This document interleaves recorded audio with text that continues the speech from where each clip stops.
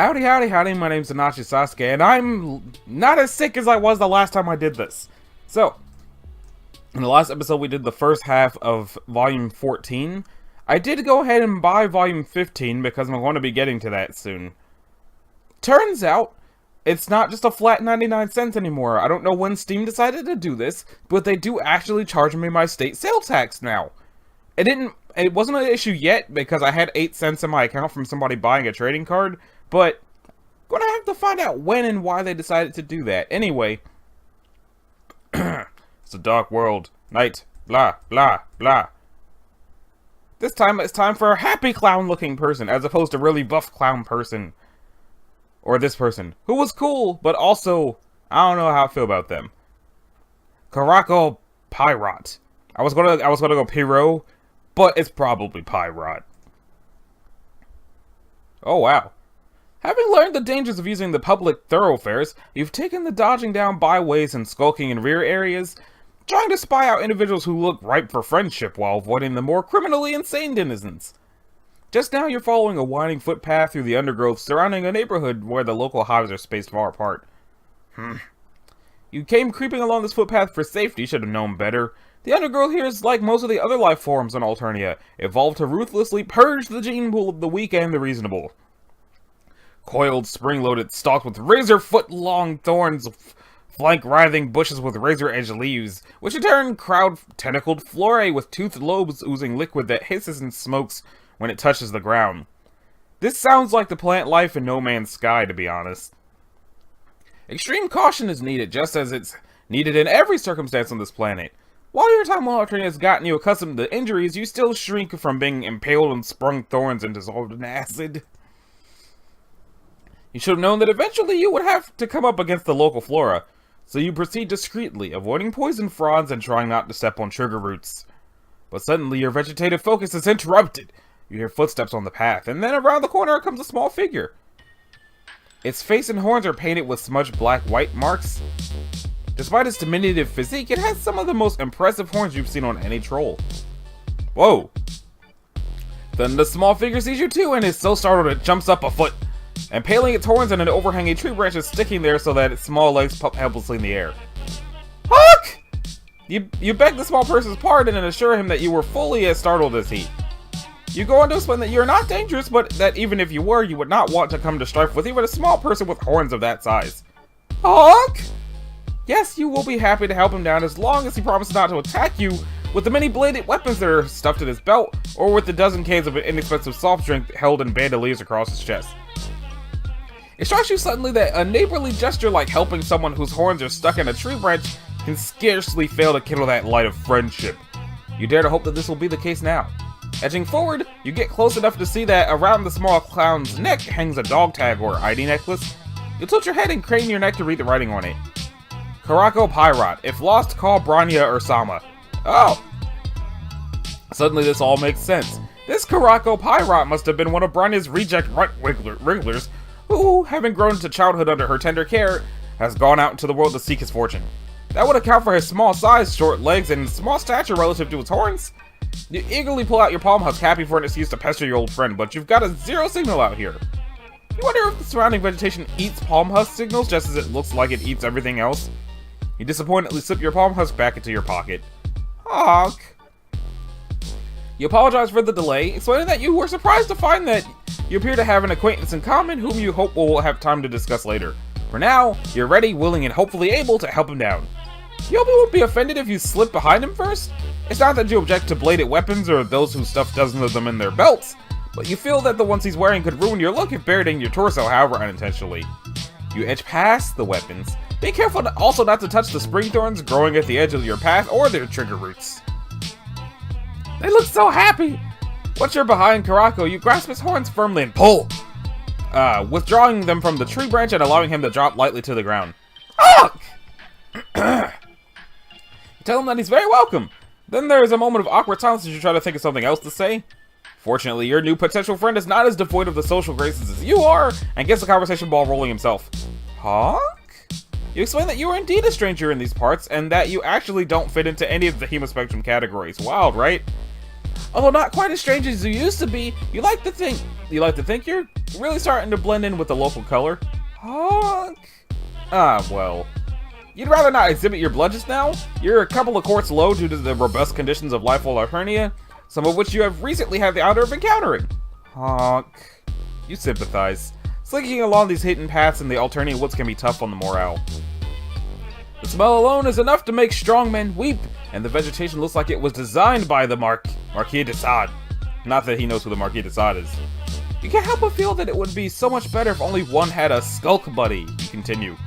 How wonderful it would be to travel these dusky lanes with a kindred spirit, a twin soul, a fellow traveler, an intimate crony. You're such an expert on friend synonyms by now. Honk? No, you haven't met anyone like that either, but you would certainly like to. Your new potential friend is obviously thinking seriously about this issue, so you back off, giving him space. You pretend to be deeply immersed in studying one of the razor-sharp leaves on one of the writhing bushes beside the path. You aren't one to force yourself on others or try to unduly influence their friendship decisions. Yeah, you are. Okay, well, maybe you forced yourself on others in the past and tried to influence their friendship decisions. Maybe you've even done this a lot, but you've recently evolved as a person. You now know that friendship is something that has to come authentically from within. Friendship is spontaneous. Real friendship sprouts naturally from the soil of mutual respect. The best friendships grow and ripen over years, and are not rushed or forced. Of course, you've only known this small person for about 5 minutes, but you have to start ripening sometime. You're reflecting thus on the theme of friendship when a loud pours suddenly from the sky around you. It's a crackling, sizzling sound, like a chitinous thing with too many legs struggling in a hot frying pan. Kurako jumps so violently that he nearly gets his horn stuck in the tree again. Looking up, you see a floating metal object, vaguely troll-shaped, but huge, faceless, metal, and with numerous sets of lightning bolt-shaped horns coming out of its head and neck. It's also not a very sparkling conversationalist. It remarks in its flat, echoing blare. It elaborates further. Honk! Either run a drone or I'm gonna leap to his aid. Leap to your proto-friend's aid. You quickly leap to your proto-friend's aid. Well, quickly was in the wrong spot. Think quickly. You push Kurako against a large rock that juts out from the underbrush nearby and jump in front of him, shielding him from the drone with your body. You then pretend to be leaning against the rock in an attitude of tranquil repose. Several of the bladed weapons in Kurako's belt poke you in the ass, but you don't let this show on your face. Instead, you yawn elaborately and check your wristwatch. You don't have a wristwatch, but you don't think drones know what a wristwatch is anyway. You pretend to smoke a non-existent cigarette. Again, you're not giving anything away because drones don't know what cigarettes are either. But the drone has apparently taken an interest in you. It floats down between the trees and undergrowth and hovers above the path several meters from where you're pretending to relax against a rock after a day of hiking through a scenic shit-smell forest. It's quite a terrifying sight, actually. The drone observes soullessly, making Kurako jump so that several of your internal organs are threatened. However, you maintain what you believe the local populace would call a stiff upper whistle pillow. The drone's blank metal head studies you. Or it could be studying something in the opposite direction, or even taking the drone equivalent of a piss. You can't really tell from its expression because it has no features to make expressions with. The examination or non-examination continues for some time. But your diminutive potential friend is well hidden from view, and after a while, evidently concluding that you are an inanimate object that makes unaccountable gestures with its wrists and fingers, the drone floats upward again, gaining speed until with a curious it whizzes off somewhere to find other hapless, non-standard citizens to euthanize. When it's gone, you stand up away from the rock and rub several sore places that have been pierced by bladed weapons. You turn to Kurako to comment on the recent fervor, but stop when you see the look he is directing at you. A warm and admiring look, an affectionate and esteeming look, a look of friendship! Your first impulse is to throw your arms around him and lean in, but on second thought, remembering his pants arsenal, you put out your hand for a warm handshake. Victory is so close! But before you can seal the deal on this sweet friendship transaction, you hear a disturbance further down the path. God, can't the narrative chill for one single moment? Especially a moment when you're about to consummate a beautiful friendship. Turn to look. The footsteps, several sets of them, get nearer, and around the bend come three figures. Three figures wearing swimming outfits, lots of gold jewelry, and insouciant expressions. Three figures with gills on their necks and small stylized fins on their face. Ah, man. Is it possible that you finally happened upon a group of the legendary sea dwellers? They stop short when they see you in Kurako, obviously startled. They study you. You study them.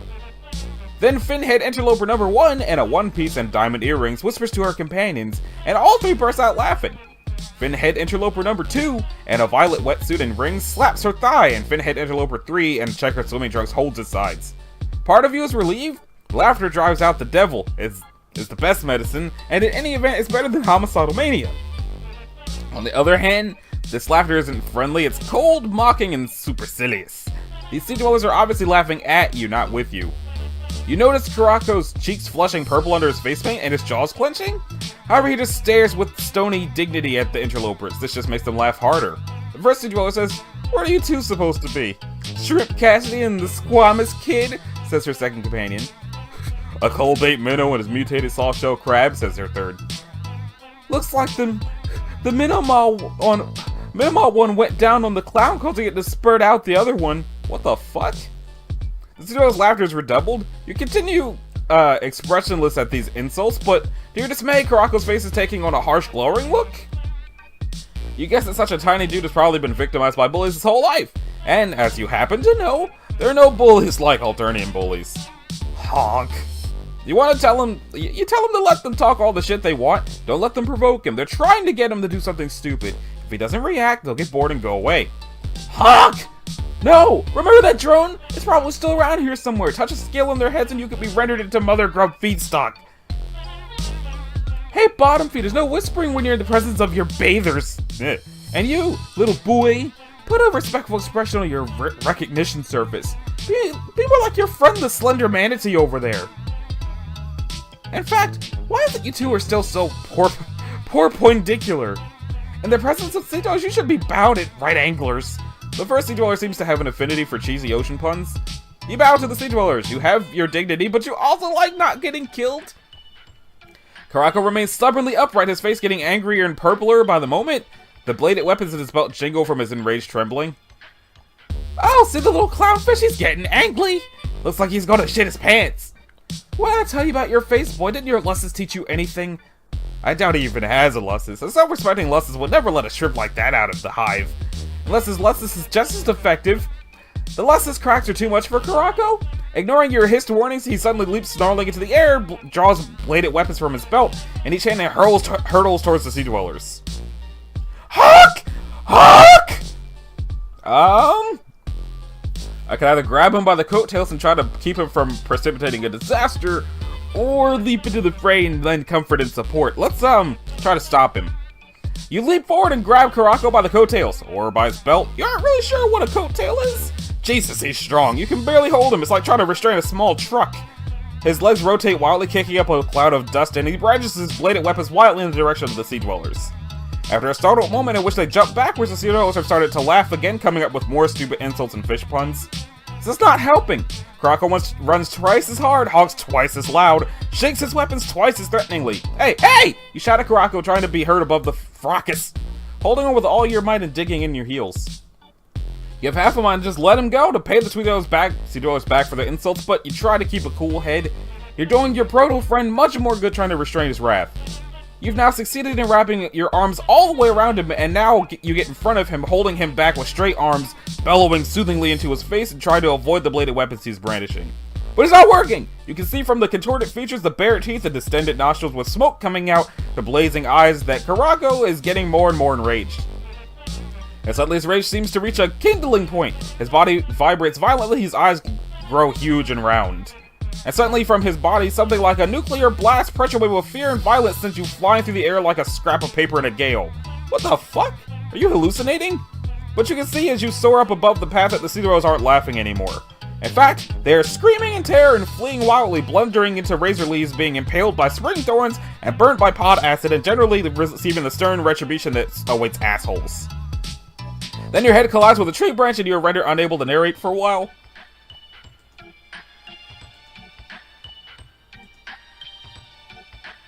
You wake up lying in the dust. As consciousness returns, you realize that you're lying on the path, and as it returns further, that a small clown-painted figure is seated next to you, quite calm now. He smiles fondly as he sees you sit up.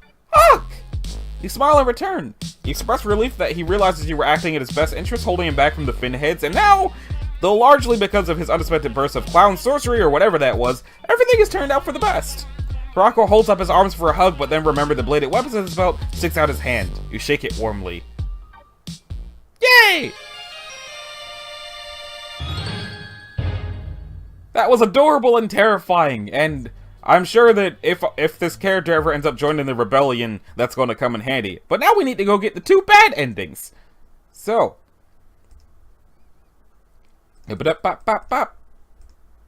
Click. So, fast forward. First, leap to aid. Fast forward. Leap into the fray and lend comfort and support.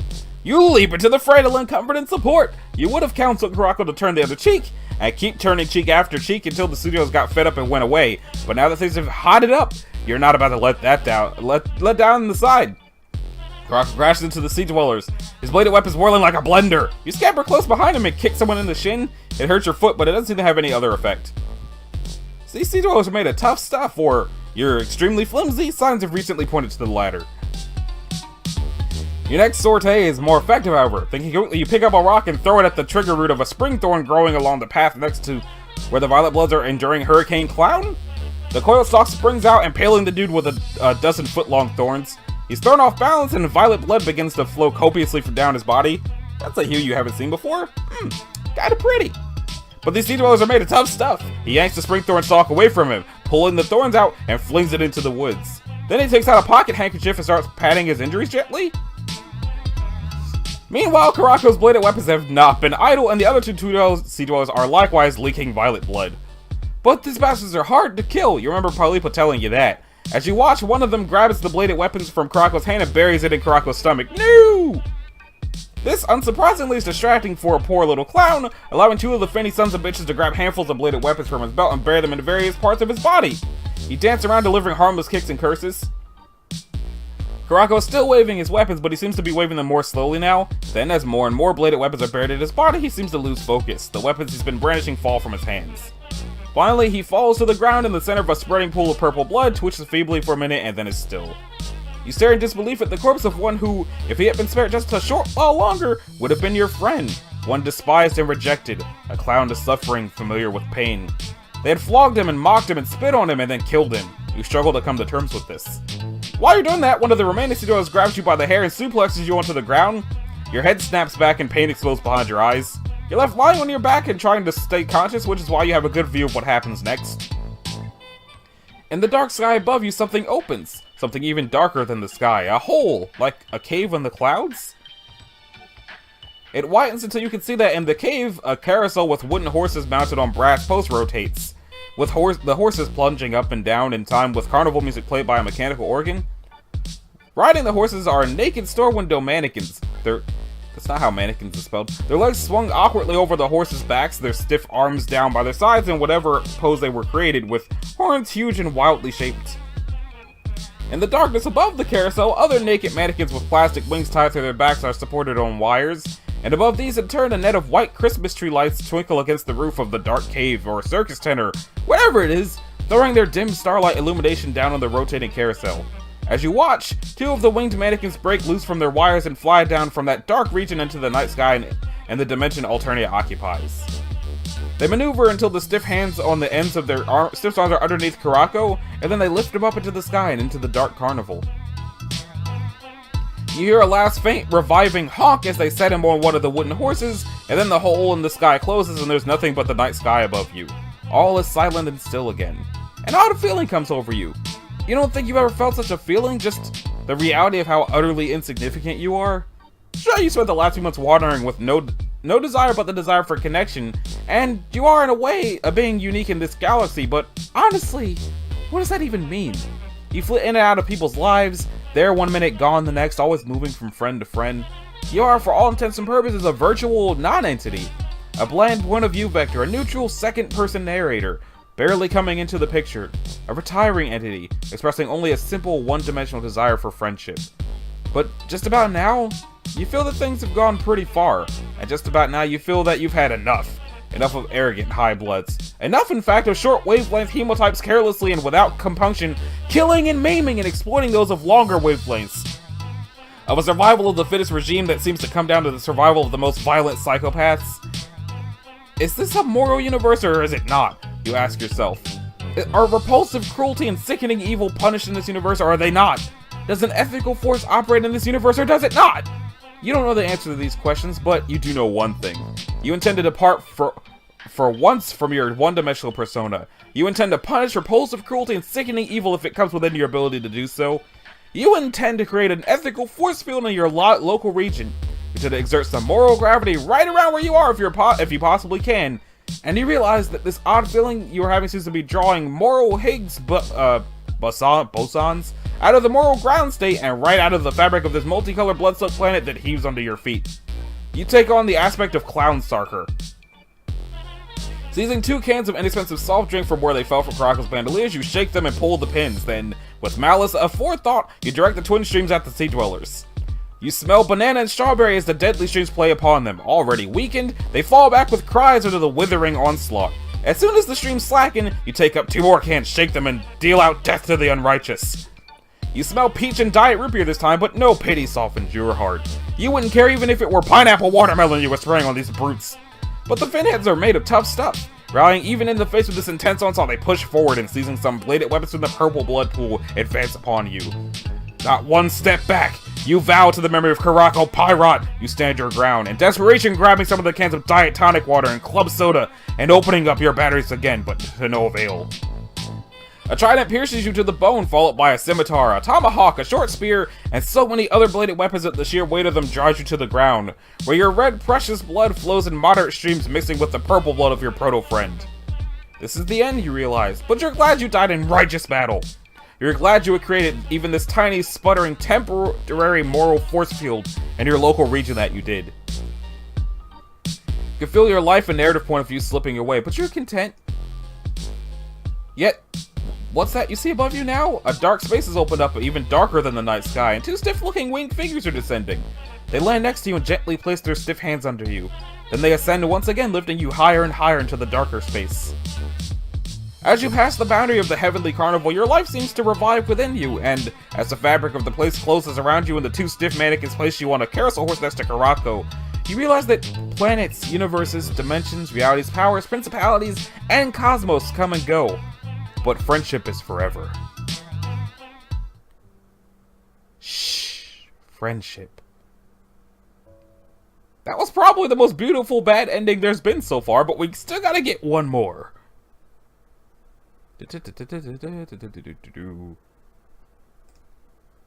We have to run from the drones. The Caraco Pirate. Run! A drone! You run in wild panic. It's a drone! Even the Alternian badasses you've hung out with have been terrified of the drones. Up close is one of the most terrifying things you've ever seen, and it's making noises, which you didn't even know they did, and which probably means something sinister. You race at top speed down the twisting path, focusing your senses to their breaking point to avoid trigger roots, razor leaves, and acid pods. At first you hear the pattering of small feet running behind you, but as you redouble your speed, the pattering falls back and after a while is lost in the distance. You sprint for what seems a lifetime before you finally catch your foot on a trigger root and go flying through the air, barely missing being sliced into 100 pieces of tumbling ham by the barbed spring vine that lashes across the path, only inches behind you. You land in the dirt, wind knocked out of you, but otherwise unhurt. You lie there catching your breath and waiting, but nothing happens. No enormous metal monster whizzes down the path to impale you, no small clown-faced individual overtakes you on his short legs. Finally, after enough nothing happens, you pick yourself up and dust yourself off. You're alone on the path, and no sound of either friend or potential friend or foe can be heard. No birds sing, which is probably good. You imagine that any birds native to this forest would probably sing by croaking up putrid sludge, and that the sludge would be poisonous or radioactive. But leaving aside the character of the local fauna, what should you do? Keep on the path, putting more distance between yourself and the drone? Or should you go back and see if Caraco's okay? You waffle for a while and decide to go back. You sneak back along the path.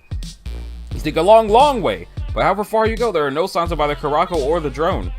You don't know whether the drone picked Caraco up and took him away, or disemboweled him and scattered the fragments, or whether Caraco leapt into the undergrowth and hid or escaped, or what. One way or another, you're all alone again on this path through shit-smell forest. Game over. So, that about does it for this episode of Let's Play Hiveswap Friendship Simulator, and the next one we're going to start Volume 15 and see how that goes. So, this has been Anashu Sasuke. This is episode, I believe, 28 of Let's Play Hiveswap Friendship Simulator. If you liked it, a like and subscribe will be groovy. If you didn't, you don't need to do either one of those things, and I will see y'all in the next one. Later.